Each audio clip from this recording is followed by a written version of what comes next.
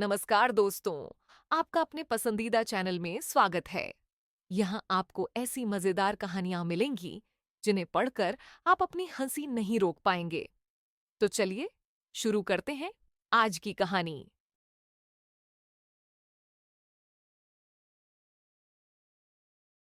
घर जमाई। विकी को हमेशा किस्मत ने उसकी मेहनत से ज्यादा दिया। पैदा हुआ एक बड़े घर में, मुंह में चांदी की चम्मच लेकर, और शादी भी की एक उससे भी बड़े घर में, सोने की चम्मच मुंह में लेकर। उसे मेहनत करने का शौक नहीं था।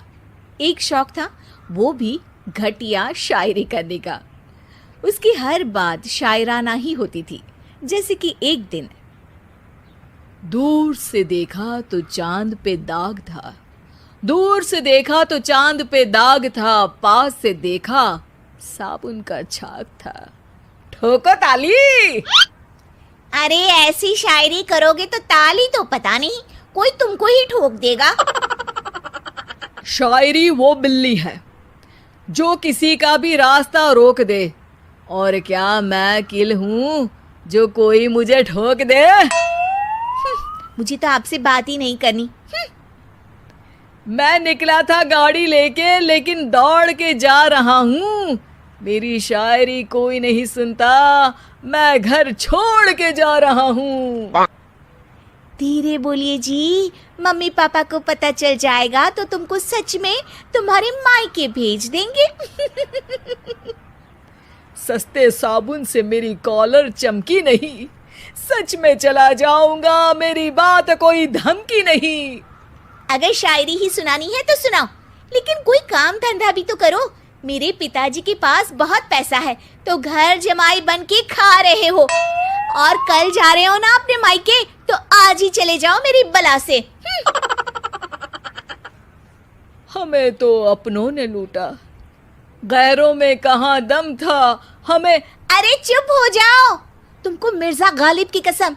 अरे जाना है तो जाओ, लेकिन पहले मेरे मम्मी पापा से मिलकर जाओ, वरना वो क्या सोचेंगे। लेकिन विकी अकेले ही अपनी कार लेकर अपने मायके यानी कि अपने खुद के घर पहुंच जाता है।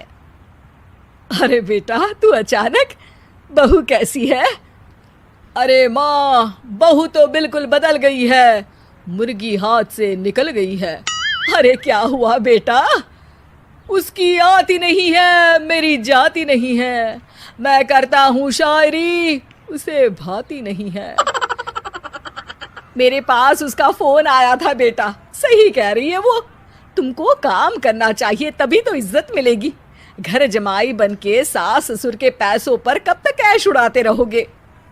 मेरी जिंदगी में हर तरफ से उंगली हो रही है, फोन पर मेरी चुगली हो रही है। अरे चुगली नहीं कर रही थी बहू, वो तेरा भला चाहती है बेटा।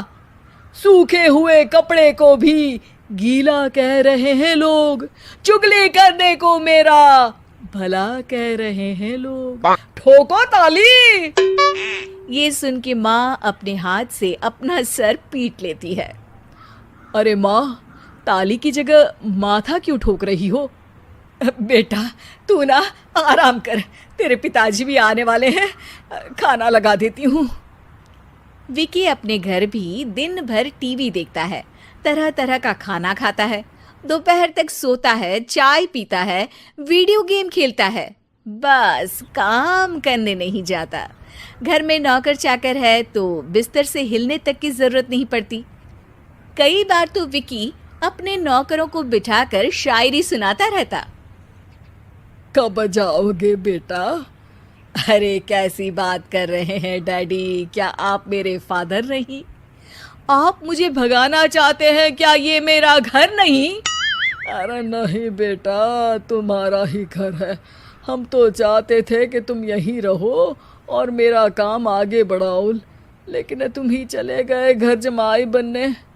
अरे मेहनत तो गधे भी करते हैं, मैं अच्छी किस्मत लेके पैदा हुआ हूँ, मैं घर जमाई हूँ, ससुराल का फूल गेंदा हुआ हूँ। ठोको ताली। पिताजी और माँ सच में ताली बजा देते हैं। ऐसा पहली बार होता है जब विकी की शायरी पर किसी ने ताली बजाई हो। अरे आप लोग सच में ताली बजा रहे हैं? हाँ हाँ बेटा, तुम्हारे ससुर का फोन आया था। बोला जब तक घर जमाई जी कोई काम ना करने लगे हमारे यहाँ मत भेजना। अब तू तो काम करने से रहा और तुझे रहना भी है हमारे घर में ही, करेगा भी शायरी ही, और बार बार ठोको ताली बोलेगा तो आदत डाल ही लेते हैं ताली ठोकने की। विकी उसी वक्त खड़ा होता है और बहुत गुस्से में सीधे ससुराल के लिए निकल जाता है। फिर से आ गए? लेकिन सुमन को देखते ही विकी पिघल जाता है। अब सुमन, आई एम सॉरी, आज से ना मैं सिर्फ शायरी ही नहीं बल्कि काम भी करूँगा। तुम अपने ऑफिस में बात कर लेना, कोई भी मेहनत का काम कर लूँगा। मैं घर जमाई बन के रहूँगा लेकिन काम करूँगा और इज्जत से रहूँगा। मतलब सिर्फ तुम नहीं आए हो, तुम्हारे साथ तुम्हें अकल भी आ गई है। मैं अपने कारखाने का मैनेजर बनाता हूँ तुमको, कल से मेरे साथ चलना वहाँ। थैंक यू ससुर जी। थैंक यू से काम नहीं चलेगा, एक शायरी सुनानी पड़ेगी। है जरूर जरूर। ससुर के पास पैसा होते भी मेहनत जिसको भाई है, वही सच्चा दामाद है, वही अच्छा घर जमाई है। ठोको ताली। सब विकी की शायरी पर ताली ठोक देते हैं। शिक्षा: जब किस्मत आपको बहुत सारा दे दे तो उसकी कद्र करनी चाहिए और मेहनत करना कभी नहीं भूलना चाहिए। तो दोस्तों, मुझे उम्मीद है कि आपको कहानी पसंद आई होगी। अगर आपको पसंद आई हो तो कृपया सब्सक्राइब करें और मजेदार कहानियों के लिए बने रहें। मैं आपसे एक नई कहानी के साथ मिलूंगा। तब तक हंसते रहिए।